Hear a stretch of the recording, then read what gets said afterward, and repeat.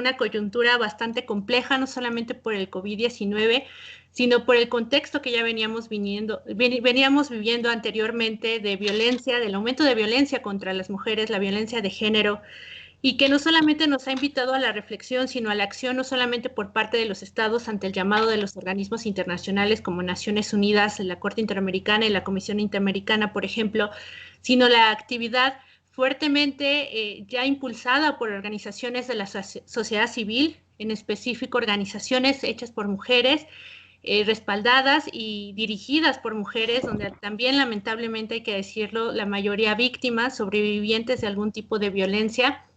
Y sin duda alguna la violencia contra la mujer hay varios tipos, hay varias modalidades que sin duda alguna el poder detectarlas es bastante complejo, pero también es el paso que debemos de dar primero. Dejar de normalizarla es el paso que nos va a llevar a construir realmente un México con paz. Y hoy, la verdad, estoy muy emocionada porque estoy acompañada de dos grandes amigas, de dos colegas, que no solamente estuvimos acompañadas durante 4 años y medio, sino que hoy en día están haciendo un trabajo extraordinario y que son mujeres totalmente admirables.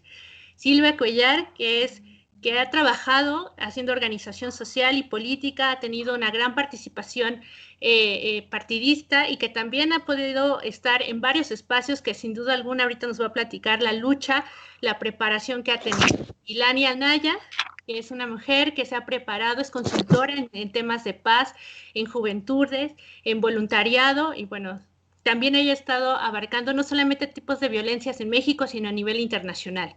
Les doy la cordial bienvenida a mis queridas amigas, colegas, compañeras de lucha. Y primero me gustaría que se pudieran presentar ustedes, que nos comentaran brevemente cuál ha sido su trabajo, cuál ha sido este andar de estos años, de esta preparación y también un poco de cuál ha sido su sentir en el campo en el que se han desarrollado y si se han enfrentado a lo mejor a algún tipo de violencia. Lani, si nos podrías compartir tus primeras experiencias y cómo ha sido este andar. Hola Carmen y Silvia, claro que sí, me da mucho gusto verlas y poder tener este espacio para nosotras conversar acerca de, pues de la magnitud, ¿no? Y de esta conmemoración más que una celebración acerca de la lucha por los derechos de las mujeres en distintos espacios de la vida social, económica y política del mundo, ¿no? Pues me parece que es importante que tomemos el tema de la violencia hacia las mujeres porque cuando hablamos de violencia nos podemos referir a una gama muy amplia que sobre todo tiene que ver con relaciones disparejas de poder, empezando por ahí, ¿no? Cuando hay una relación asimétrica, que esto no solamente es en género, puede ser en distintas materias, pero cuando alguien usa ese poder para causar algún daño psicológico, social, emocional, físico, pues estamos hablando de violencia. Y desde mis estudios y desde la práctica, a mí me ha tocado sobre todo eh, enfocarme a esos aspectos de género que tienen que ver, por ejemplo, con niñas y niños soldados. Cuando reintegramos a un menor de edad que ha estado involucrado en conflictos armados anteriormente, no había esa división o no se creía que era pertinente una división entre el concepto de género. Entonces, por ejemplo, muchas niñas, como no usaban armas, quedaban excluidas de los programas. Eso ha cambiado en estos últimos años. Desde el concepto, antes se decía solo niños soldados y ahí ya excluían a todas las niñas. Ahora se habla de menores afectados por conflictos armados, que es un tema como mucho más incluyente, y se habla de cómo debe haber una diversificación a la hora de reintegrarlos, por un lado. Y por otro, bueno, también la agenda de Mujeres, Paz y Seguridad, que es una agenda que lleva ya 20 años, que México está haciendo parte muy importante a nivel internacional con esta política exterior feminista, hablando de cómo tenemos que resaltar la importancia de la participación política y social de las mujeres en la construcción de paz, hablando también de construcción democrática, porque cuando incluimos a las mujeres en estos procesos, se ha visto tanto estadísticamente como cualitativamente que los procesos de paz son más duraderos que si solo se incluyen a los varones. Entonces, bueno, hablamos de esa importancia y claro, pues también en esos espacios es común enfrentar violencia de género, desde que no te validen, a la misma altura que a un varón a la hora de hacer una consultoría porque eres mujer. También agresiones de acoso, ¿no? Puede ser muy común, sobre todo cuando uno habla con gente con mayor rango en distintas instituciones, puede llegar a pasar. Pero creo que cada vez se está abriendo más esta brecha y es importante decir que vemos también cómo poco encontramos más lugares, más situaciones de paridad. Aún nos falta mucho camino por recorrer, pero sobre todo en los temas de paz, el ver que esa conferencia de Beijing hace algunos años va siendo una realidad, va habiendo más paridad e incluso comparar, ¿no? Países como, por ejemplo, yo doy este ejemplo porque muchas veces dejamos aparte países del cono sur como Ruanda. Ruanda, cuando pensamos en Ruanda, Ruanda lo vemos como un país de la guerra, del genocidio, pero Ruanda hoy en día es un país que tiene la mayor paridad en los parlamentos. Entonces, el tomar ejemplos así nos ayuda también a ver esos puntos fuertes en los países que también podemos aprender, ¿no? Esas lecciones, esas buenas prácticas para tomarlas en nuestro país. Sí, justamente cómo tomas los casos de transformación de la violencia, ¿no? Ruanda es un ejemplo, cómo de haber pasado situaciones sumamente difíciles, ahora se está justamente transformando, ahora tener paridad a nivel de parlamentos o una paridad política es sumamente importante. Y en tu caso, Silvia, igual nos podrías compartir cuál ha sido tu andar, tu experiencia, cómo ves a las mujeres en el campo político en México hoy en día. Sí, muchas gracias por la invitación. Pues la participación de las mujeres en la vida pública en México, yo pienso que, y en mi experiencia, ha sido complicada porque generalmente la vida pública o los espacios de poder y de decisión han estado masculinizados por décadas. Vivimos en una vida pública y política que ha estado girada en torno al androcentrismo y las luchas y los derechos que hemos conseguido no tienen más de 25 años, ¿no? Después de la Convención de Belém do Pará es cuando entonces México, hasta 1998 que la ratifica, empieza a crear protocolos para detectarla. Pero ya que la detectó, pues ahora tenemos que empezar a prevenirla, ¿no? Y ya que la previenes, entonces, ¿cómo la juzgas si no había leyes? Hasta el año 2007 es que tenemos la primera ley para erradicar la violencia contra las mujeres. No, pero ha sido un proceso de lucha y de cambios que se han tenido que dar en diferentes espacios. Les cuento así un caso que vivimos en el 2015 en Chiapas. Ya estaba la ley de equidad, así lo marcaba, de equidad de género, y hubo campaña para presidencias municipales y congreso local. Las mujeres, bueno, la ley nos decía que tenía que tener todos los partidos el 50 y 50% de candidatos y candidatas a representación popular. En el caso del Partido Verde, que era el partido que había gobernado en los últimos años Chiapas, no respetó la equidad de género, y 3 días antes en Veda, el tribunal y el Instituto Electoral les hace la observación de que tienen que recular y entonces inscribir mujeres. Y lo que vimos es que todos los candidatos ya estaban las boletas impresas, ya estaba todo el material, ya no se podía echar marcha atrás, pero realmente se tenía que cambiar quién iba a representar en caso de que se ganara o que ellos ganaran el municipio, la comunidad o el distrito. Y lo único que vimos es que eran las compañeras, mujeres, familiares de los candidatos que ya estaban inscritos en las boletas electorales. Y esto lo sabemos porque, pues entonces, en el caso de las presidencias municipales, renunciaban y de inmediato subían los hombres.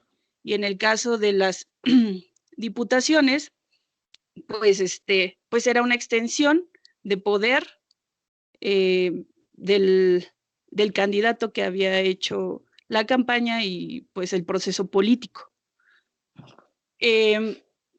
También recuerdo un caso de una comunidad a la que asistimos. Fueron varias, pero en específico fueron dos en la zona cercana a Tuxtla Gutiérrez, muy alejadas una de otra. Para tener que votar tenían que tomar un camión de media hora en terracería y asistir a la casilla. Entonces, para que pudieran votar, ir toda la comunidad a la casilla, nos solicitaban el transporte.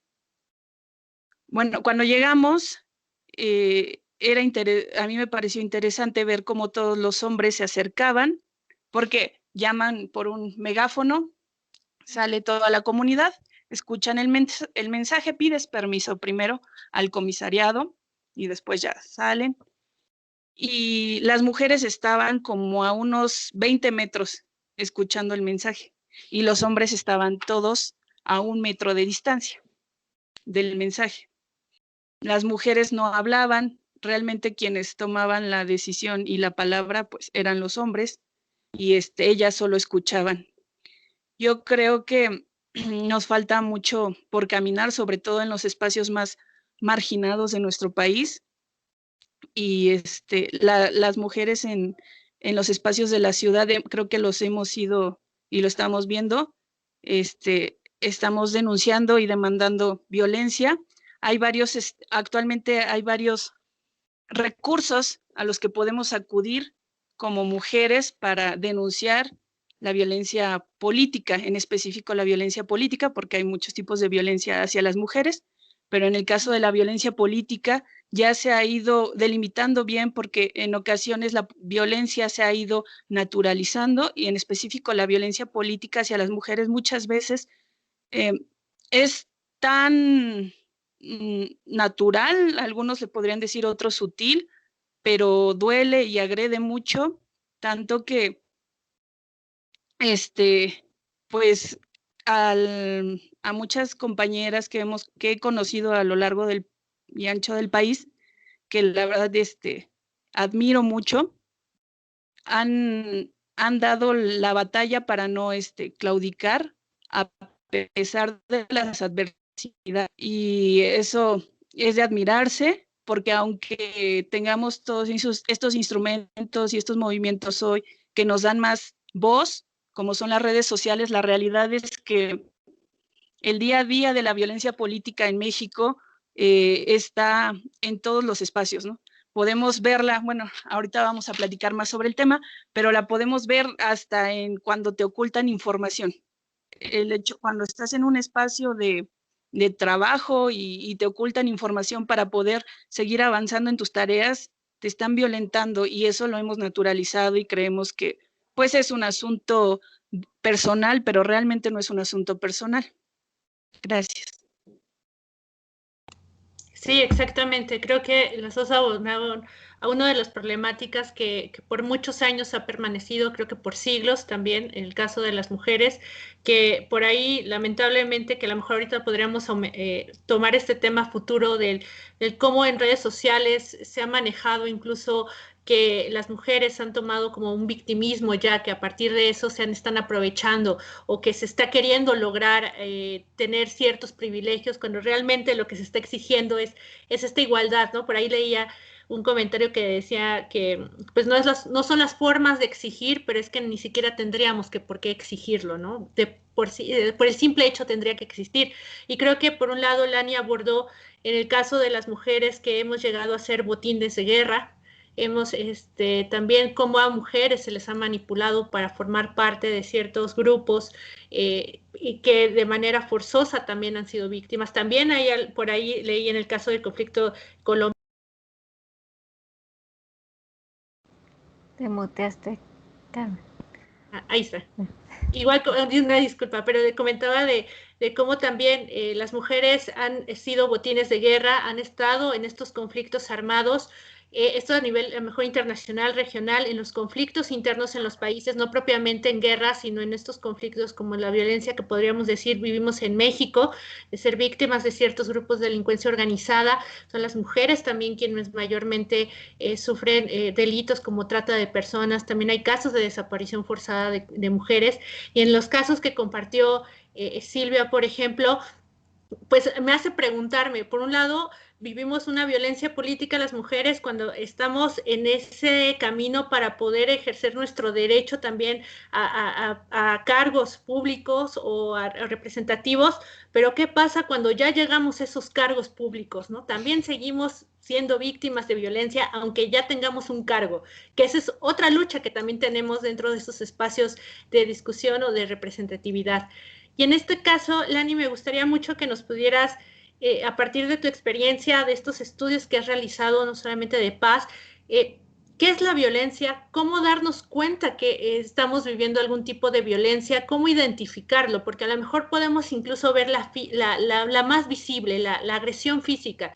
Pero justamente lo que decía ahorita Silvia, algo bien importante, el simple hecho que nos oculten información para hacer nuestro trabajo. ¿Qué tipo de violencia estamos viviendo ahí? Si nos pudieras contar ahí, bajo tu experiencia, estos conceptos. Claro que sí. Bueno, desde los estudios de paz hablamos mucho de distintos tipos de violencia, ¿no? Y sobre todo en las escuelas nórdicas se toma mucho el concepto galtuniano, que se le dice que es hablar de violencia tanto directa como estructural y cultural. Y cuando hablamos de violencia directa, pues nos referimos a lo que acabas de mencionar, Carmen. O sea, cuando hablamos de violaciones, los casos que desafortunadamente en nuestro país son muy altos de feminicidios, ¿no? Eso es algo que está explícito, pasa en las noticias, lo podemos ver, sabemos que existe, pero sobre todo, por ejemplo, es muy algo que ocurre es sobre todo con las violencias que no son directas, que no vemos, es la violencia la más profunda.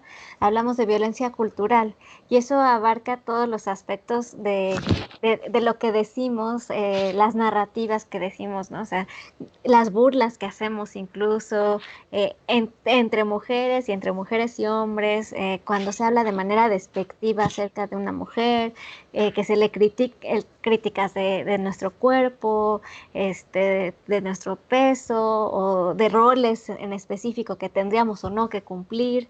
Eso es algo que habla de la cultura, de las dinámicas sociales y es lo más difícil de cambiar. Decimos que si queremos cambiar lo que vemos, los feminicidios, las violaciones, tenemos que empezar por lo más profundo que es esta parte de la cultura. Y también cuando hablamos de la estructura, pues hablamos de las instituciones, ¿no? Y en este caso, bueno, Silvia seguramente tiene mucha más experiencia, pero con lo poco que quisiera tocar este tema es, por ejemplo, el acceso de las mujeres a instituciones educativas, ¿no? Que haya esa misma oportunidad para mujeres y hombres a tener una educación superior. Por ejemplo, hace poco hablábamos también en una escuela, yo les decía, siento que hay mujeres que hablan, que no se identifican con el movimiento feminista. Sin embargo, hay muchos derechos que hoy tenemos que son gracias a esa lucha, como el derecho a una cuenta de banco, el derecho a tener un terreno, que antes no era tan sencillo, la patria potestad de los hijos, ¿no? En el caso de que una pareja se separe. O sea, hay muchas cosas que a lo mejor hoy damos por sentado que tienen que ver con esa parte estructural que antes no había y que se han conseguido gracias al esfuerzo y a la lucha de grupos que a veces vemos de alguna manera despectiva. Entonces, antes de decir que no estamos con un grupo o que no somos parte de esa lucha, tenemos que pensar en todo lo que se ha conseguido, que hoy tomamos como normal o como algo de la vida cotidiana y que ha sido producto de ese esfuerzo de otras mujeres.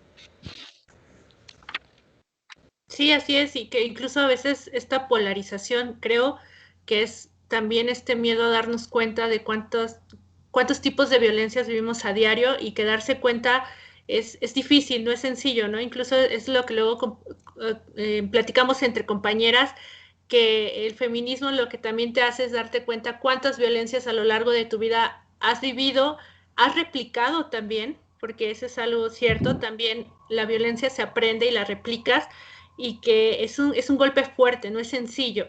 Igual cuando mencionan que hay mucha apatía, pues a veces la apatía también viene de miedos a que me pase lo mismo, o el miedo a enfrentar mi realidad. Entonces también hay que ver la fotografía completa de todo lo que está sucediendo, ¿no?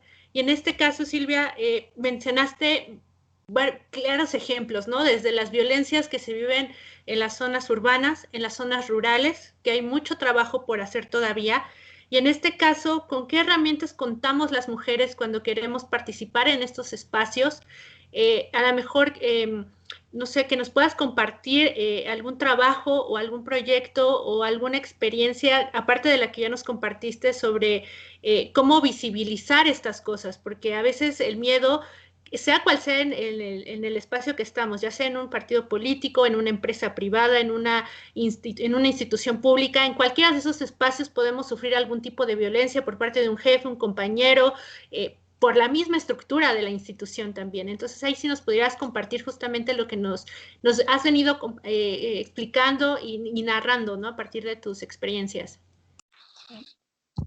Sí, mira, mi participación, como lo saben, ha sido desde el partido político Morena, y ha habido muchos casos y los hemos vivido de violencia política. Alguna, como les decía, es como algunos, porque nosotros no, nosotras no, algunos la han naturalizado tanto que casi es pues imperceptible para algunos. Pero la realidad es que sí, en el caso del partido ha habido casos de violencia que se han llevado a la Comisión Nacional de Honestidad y Justicia. Es el órgano de justicia interno.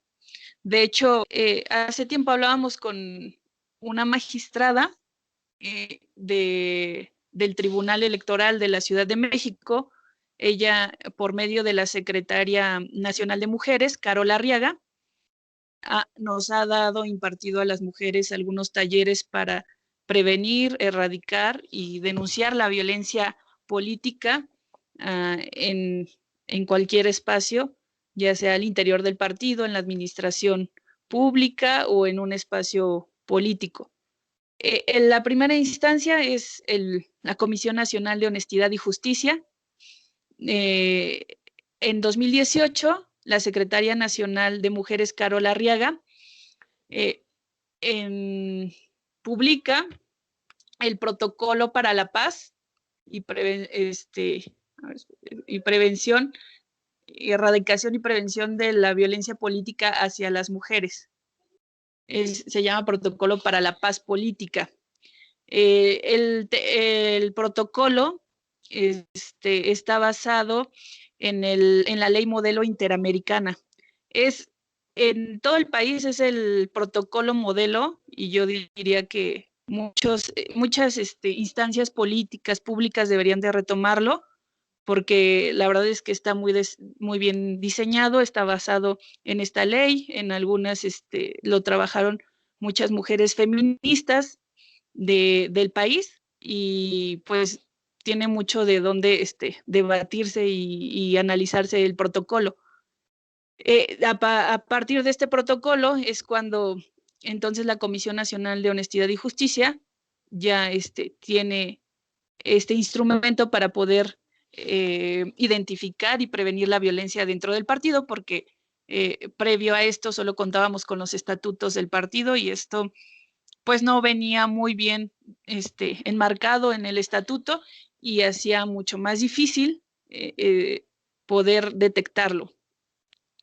Que pues eso, la verdad es que a mí me parece un poco de risa que tengamos que estar detectando la violencia, ¿no?, cuando está presente en todos los espacios.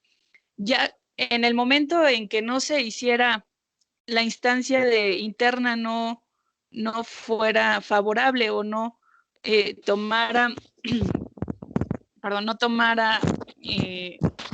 la justicia necesaria para la violencia, entonces podríamos recurrir al tribunal electoral, a los tribunales electorales, cuando son en el caso de violencia para, bueno, como lo dice la ley, en México, la violencia política es la acción, omisión, tolerancia basada en elementos de género ejercidos dentro de la esfera pública o privada que tengan como objetivo limitar, anular y menoscabar el ejercicio de los derechos políticos de las mujeres en los espacios públicos o en el acceso a las convocatorias políticas o de encargos públicos.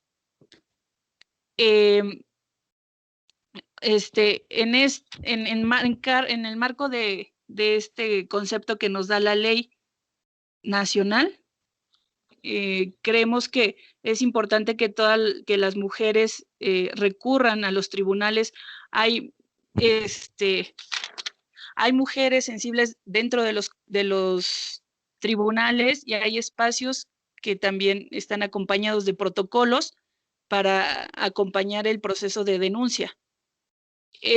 En el caso de los tribunales electorales están las comisiones de ética que acompañan a la mujer para que en el mismo proceso no sea violentada, porque muchas veces es violentada en el mismo proceso. Para eso el acompañamiento de estos protocolos que se crearon todavía antes de que tuviéramos una ley, justo porque había un vacío de ley en el marco general de la violencia, pero en el espacio público o de participación política ha sido complicado porque nunca por ejemplo, normalmente he escuchado que cuando una mujer dicen, el género, por género tiene que ser mujer o tiene que abrir espacios a las mujeres por ley. Pero, y entonces hay burlas y de esta violencia estructural que platica Lani, pero cuando se critica el caso de un hombre por el solo hecho de ser hombre, que acceda a un espacio de este tipo. A la mujer sí se le cuestiona por el solo hecho de ser mujer, acceder a estos espacios que hemos ganado con muchos esfuerzos en las batallas legales, porque si bien les decía que en el 2015 había teníamos que cumplir con equidad, hoy tenemos que cumplir con paridad gracias a la ley del 2020, y eso no es lo mismo, porque antes los distritos o las alcaldías o municipios que sabían que se iban a perder, se los dejaban a las mujeres y los que se iban a ganar se los dejaban a los hombres. Hoy la ley de paridad nos dice, si tu partido sabe que de estas 6 alcaldías, de estas 6 alcaldías que seguro van a ganar y que tienes el voto más alto, la mitad son para hombres y la mitad son para mujeres. Un voto medio, la mitad para hombres y la mitad para mujeres, y así. Entonces, son espacios techos que hemos ido rompiendo, y la verdad es que no ha sido fácil, no es fácil en el día a día.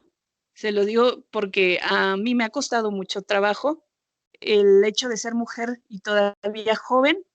Siempre es como, la señorita, la muchachita, pero ven a un hombre y con corbata y camisa licenciado. Entonces, sí está inherente la violencia, no es que la tengamos que identificar, está en cada momento y tenemos que ir en cada espacio, sí haciéndola notar para transformar estos espacios y que hoy más mujeres puedan participar. Hace tiempo, 4 años, fuimos a una conferencia en Querétaro con jóvenes y nos decían que cómo podían participar, ¿no? Cómo podían acceder a estos espacios de representación y tomar algunas banderas dentro de sus comunidades. Yo les comentaba que lo importante era participar y que las mujeres participaran y que hicieran presencia en sus comunidades y que tomaran las banderas y que las enmarcaran, que usaran cada espacio, cada micrófono que les dieran, porque lamentablemente estos espacios siempre están masculinizados, como les decía anteriormente, pero en específico yo sí veo que hay un vacío muy importante. Ya ha ido tomando fuerza, la verdad, pero hace unos 4 o 3 años veía un vacío importante de mujeres jóvenes en la política nacional. Y hasta lo veía porque era la única mujer y habíamos como 10 hombres. Y en el último trabajo que tuve, fui subdirectora de participación en Tlalpan, era la única mujer. El director era hombre, el director ejecutivo era hombre, los subdirectores regionales eran hombres y yo era la única mujer. Entonces era complejo porque son espacios políticos y sí, cada momento era, las reuniones eran entre hombres, salían juntos y la hora de a veces tomar decisiones fuera del espacio público, bueno, del espacio público, lo hacían fuera y uno, en mi caso que soy mamá, pues tampoco es tan sencillo y si salen de ese protocolo que pues va marginando y va creando que las mujeres somos un contexto de debilidad y no podemos participar en la vida política y no tomar decisiones. Creo que esa ha sido como mi experiencia en lo general. Sí, así es. Creo que justamente es eso, ¿no? De cómo visibilizar lo que ya vivimos y cómo tener que reiterar tantas veces lo necesario que es trabajar en estos temas y que si bien hay muchas mujeres que vivimos, sí, en espacios con privilegios, eso no nos exenta de vivir ciertos tipos de violencias y que eso nos lleva a la reflexión de qué otras mujeres, qué están viviendo otras mujeres en zonas urbanas, en zonas específicas de la Ciudad de México, en los estados de la República, ¿no? Desde sus luchas. Entonces, sin duda alguna, es eso, ver la fotografía completa. Y bueno, el tiempo siempre nos juega chueco, siempre para estos temas se necesita mucho más. Y finalmente me gustaría muchísimo cerrar este programa un poco con la reflexión de cómo ven la situación de México, qué está pasando en el país, cómo ven estas manifestaciones de mujeres que hoy por hoy están saliendo a las calles a exigir lo que las facultades de las mismas instituciones de gobierno tienen la obligación, que, que esto también nos lleva también a la reflexión interna de qué estamos viviendo, qué estamos haciendo, qué queremos hacer, qué es lo que queremos vivir en un futuro, que si bien los cambios a lo mejor no nos va a tocar verlos, pero esperemos que las generaciones que vengan puedan ver los frutos de esta lucha que estamos realizando muchas mujeres. También un poco o sea, englobar todo esto en lo más posible. Un poco a lo mejor, Lani, que nos cuentes un poco de cómo has visto estas manifestaciones de las mujeres, cuál ha sido tu sentir, tanto profesional como personal. También esto les pediría a las dos que me compartieran también su sentir personal ante estas luchas que se están haciendo desde las mujeres contra el acoso, contra la violencia política, económica, psicológica, digital, feminicidios, desapariciones, que hoy podemos hablar un sinfín de casos lamentablemente en México. También a dónde pueden acudir las mujeres para seguir informándose y sobre todo si ahorita nos está viendo alguna compañera, alguna colega que está viviendo ciertas situaciones en donde una voz interior les dice, huyan, algo está mal, hay un foco de alerta, ¿qué hacer? ¿A dónde ir? Si conocen organizaciones de la sociedad civil que puedan apoyar, instituciones de gobierno, dependiendo de lo que ustedes conozcan y nos gusten compartir. Y bueno, un mensaje de cierre en este 8M, que vaya que nos hizo otra vez poner el tema sobre la mesa, las luchas de las mujeres. Gracias, Carmen. Y gracias, Ira, también por iluminarnos en esa parte política. Creo que nos hacía bastante falta en un espacio como este. Pues yo creo que, como les decía, creo que sí ha habido ciertos progresos, pero aún faltan bastantes millas por recorrer en este camino de equidad de género. A mí me siguen causando escalofríos las cifras que vemos de violencia en nuestro país contra las mujeres. El pensar que 11 mujeres todos los días mueren, normalmente a causa de, o a manos de alguien cercano incluso, por el hecho de ser mujeres, que casi todas las mujeres en nuestro país antes de los 13, 14 años ya van a haber experimentado una violencia de género antes de que lleguen a esa edad. Las cuestiones de paridad salarial, ¿no? Que todavía dicen que incluso va a pasar más de 2063 y todavía no vamos a llegar a tener salarios iguales por el mismo tipo de trabajo. Pues son cifras que asustan. A mí sí me asustan, a veces causan impotencia, porque, bueno, parece que todavía falta mucho, pero no debemos dejar de lado lo que se ha alcanzado. Creo que la violencia hacia las mujeres se vive en todos lados, en distintos niveles, yo lo diría así, ¿no? A mí personalmente me ha tocado experimentar en distintos países violencias que tienen que ver, como les había dicho antes, ¿no? Desde que se espere que una mujer tenga un cierto tipo de cuerpo, de acuerdo a la sociedad en donde está, eso es violencia.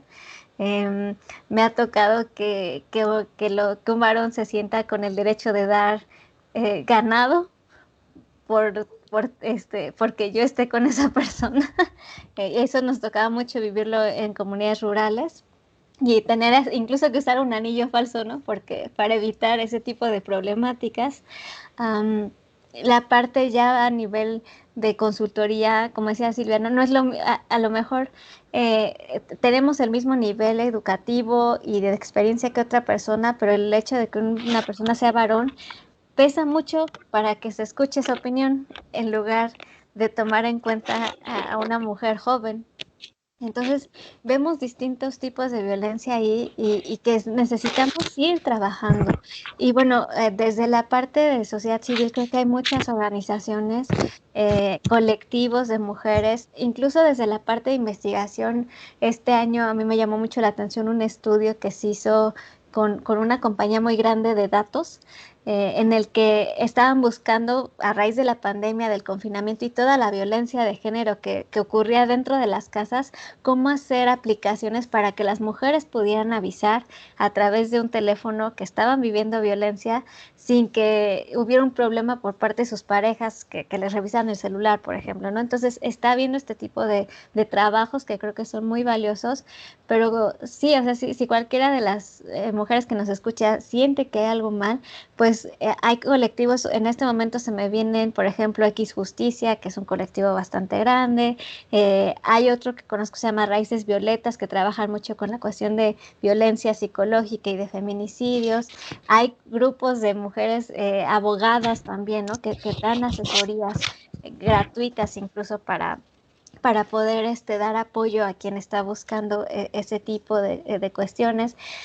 Conozco incluso mujeres dentro de iglesias, como este colectivo donde estoy, que se llama Mujeres RAG, donde también estamos buscando que dentro de esas estructuras haya mayor equidad entre hombres y mujeres y ese espacio de ayuda psicosocial. Entonces, bueno, existen esos espacios y también creo que ahora que estamos hablando del 8M, pues hablar de sororidad, ¿no? Y eso nos lleva a pensar en que si también nosotros somos testigos de una violencia, pues buscar ser una amiga, una hermana hacia esa persona, tal vez solo necesita que le escuches, tal vez necesita más ayuda, pero poder ser un canal abierto y un espacio seguro entre nosotras para poder trabajar estas violencias y, como decía Silvia, ¿no? Romper estos esquemas, romper estos techos para que haya una mejor igualdad y una mayor dignidad entre los hombres y las mujeres. Sí, y en tu caso, Silvia, nos puedas compartir también parte de los elementos de este mensaje de cierre.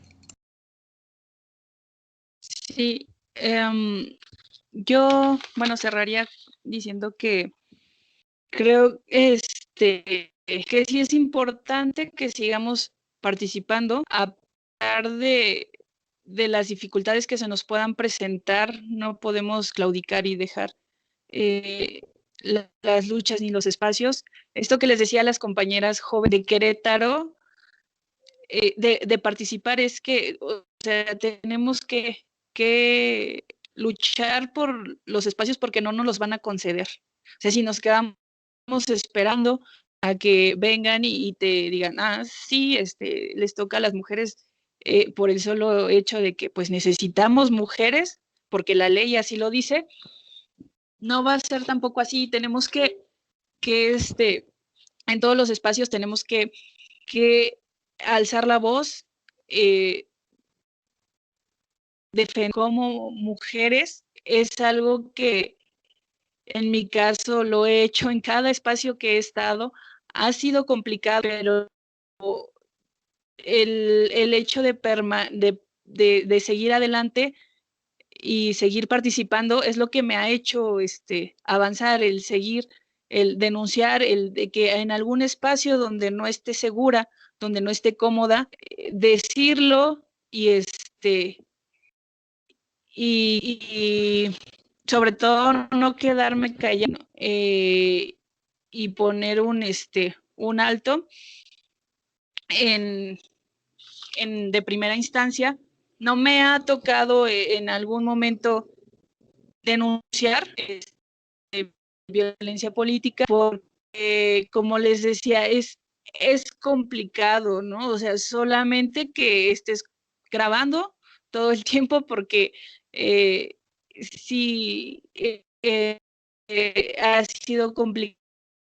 Por eso hay protocolos para juzgar con perspectiva de género. El protocolo para la paz dentro de Morena nos hace ir identificando algo que no conocemos, no existe. Y si nosotros no conocemos qué tipo de violencia y en qué momento estamos siendo víctimas de violencia, no sabemos que estamos siendo víctimas de violencia. Entonces es importante que nos informemos, que leamos. Hoy las instancias gubernamentales en la Ciudad de México y a nivel federal han desarrollado protocolos e instancias de refugio a mujeres. En el caso del gobierno de la ciudad hay un mensaje que se llama SOS, donde tú igual llamas y si te sientes insegura o sabes que está en riesgo tu vida, llamas y todo el proceso de refugio y de atención es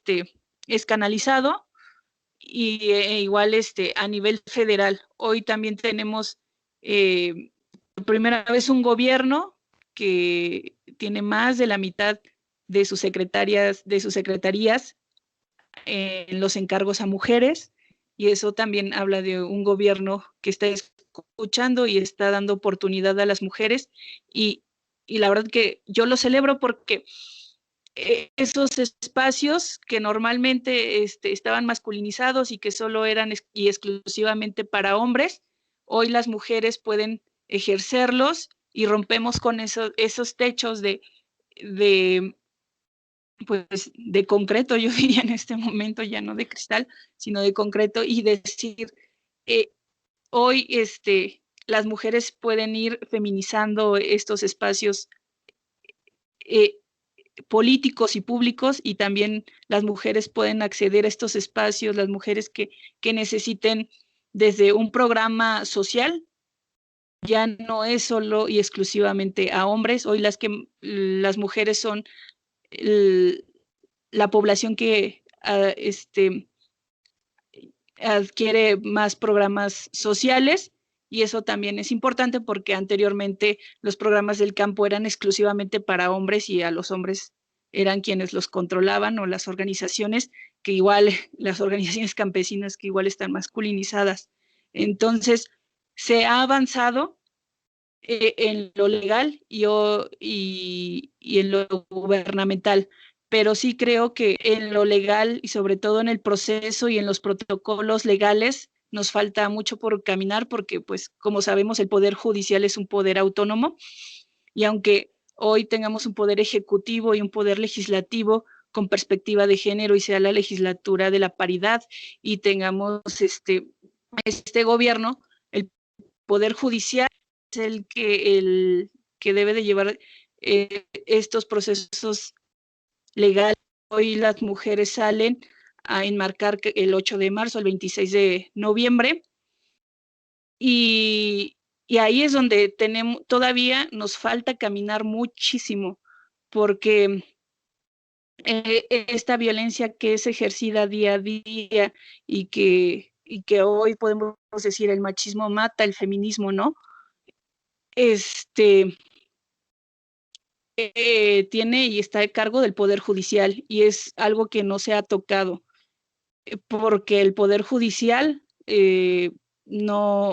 sabemos por su autonomía ante los otros dos poderes, no ha decidido seguir en su misma, no se ha estructurado, necesita una sacudida al Poder Judicial para que entonces podamos avanzar en la legalidad y en el caminar de la atención, de juzgar con perspectiva de género y no que tengamos grupos de madres que buscan a sus hijas desaparecidas, o el caso de Marisela Escobedo, como lo vimos, que en el 2014 parece, sí recuerdo, cuando vi que pasó ese suceso, la verdad, la piel se me enchinó porque lo único que estaba denunciando era justicia, pero las estructuras de poder androgénicas no hicieron voz porque pues era una mujer, ¿no? La que no tenía mayor relevancia, así como las miles de mujeres que han desaparecido y que han sido víctimas de violencia a manos de los hombres por el solo hecho de no ser sumisas ante las decisiones de los hombres. Eso es por un lado. Creo que las instituciones públicas tienen hoy tenemos un marco jurídico importante de paridad, pero nos falta mucho más por caminar.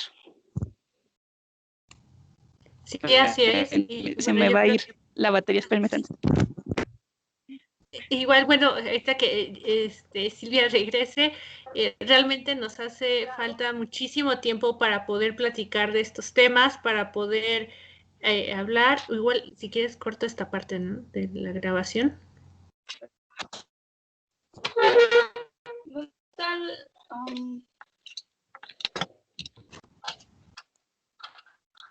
Ahorita busco cómo con una aplicación cortar. Yo creo que hay que decirle a Rocco